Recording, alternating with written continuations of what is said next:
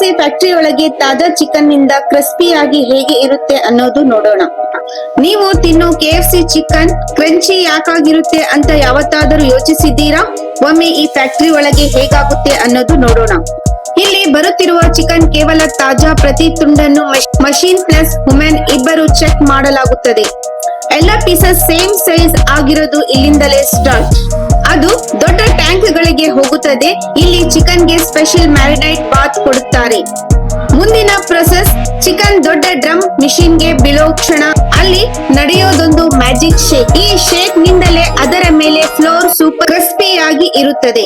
70 kg ಗಾಳಿಯನ್ನು ಒಳಗೆಯೋ process ಗೆ ಫ್ರೈಗೆ chicken ಹೋದ ಮೇಲೆ ಹೊರಗೆ ಬರುವಾಗ colour, crunchy, smell good. I am KFC chicken ಅಂತ ಕೂಗುತ್ತೆ ಕೋಳಿ.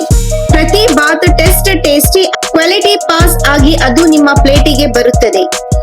ಸೊ ನೆಕ್ಸ್ಟ್ ಟೈಮ್ KFC ತಿನ್ನುವಾಗ ಗಮನ ಇಡಿ, ಅದು ಸುಮ್ಮನೆ ಡೀಪ್ ಫ್ರೈ ಅಲ್ಲ, ಒಂದು ಭರ್ಜರಿ ವಿಜ್ಞಾನಿ.